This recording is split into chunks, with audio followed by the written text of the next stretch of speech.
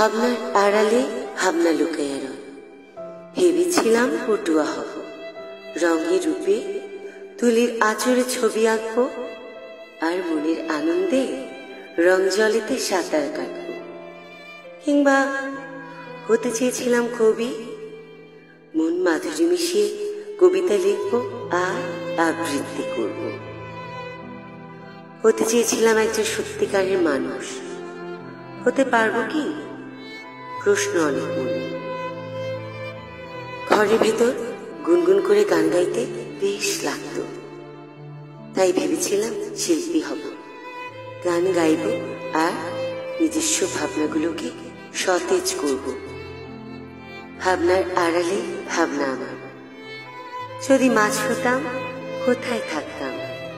সমুদ্রে নাকি অ্যাকুয়ারিয়ামে? যদি গাছ হতাম তাহলে কোথায় থাকতাম? তবে ফুলের বাগানে। আর যদি সাপ হতাম, তা না হয়ে আমি হয়েছি মানুষ। কিন্তু কি আশ্চর্য, সাপের চেয়েও বিষাক্ত আকুতি আমি অনুভব করি। ছবল মারতে দ্বিধাবোধ করি না এতটুকু। আমি যদি পাখি হতাম তাহলে ঠিক আমার প্রিয় মানুষের কাছে পৌঁছে দিতাম প্রিয় মানুষের খবর। আমি নদীর মতো প্রবাহিত হতে চেয়েছিলাম, যেমনটা তার গতি আমি তেমনই গতিশীল হতে চেষ্টা করি দিনের পর দিন। ভাবনার পরে ভাবনা আমার। কখনো হরিণ হয়ে ঘাসফুলে মুখ লুকোই আর বলি, ইস আমাকে ছুঁয়ো না যেন, আমাকে রোদের আলোয় রং লাগাতে দাও। ভেজা শিশিরে ঝাপসা হয়ে ওঠে আমার দু চোখ। আমি মৃদু স্বরে বলি উঠি, আমি কাশফুল, আমাকে মারিয়ে যেও না যেন। বিমূর্ত রাত আমি, তবু পাখনা মেলতে চাই তোমাদের তরে।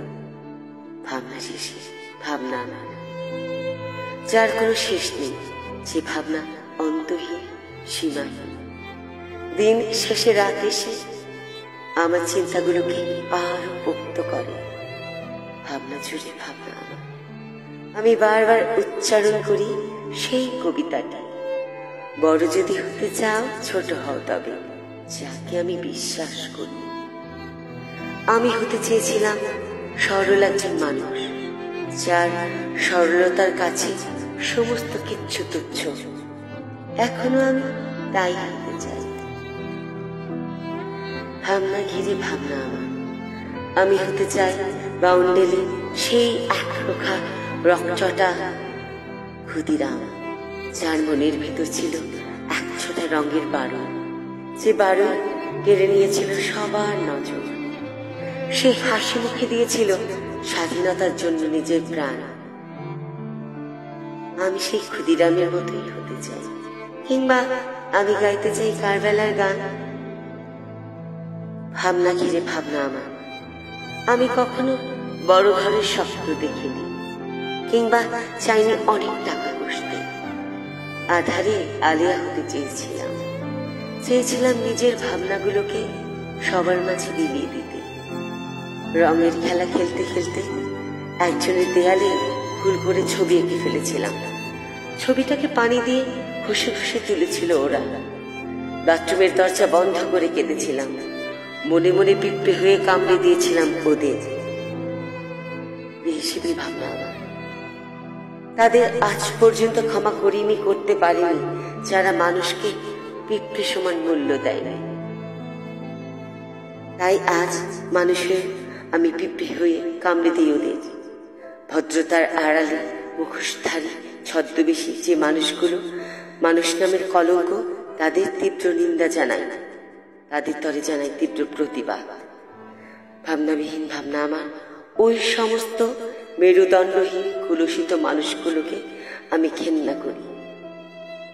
আমি দলনেতা হতে চাইনি কোনোদিন, তাই দলনেতাদের উদ্দেশ্যে বলছি, ভাবনাকে বদলাতে হবে। যেমনি করে তারা শুরু করেছিল, ঠিক তেমনি করে আবার তারা ফিরে আসুক। তা না হলে আমি একজন শামুক হতে পছন্দ করব, কিন্তু দলনেতা নয়।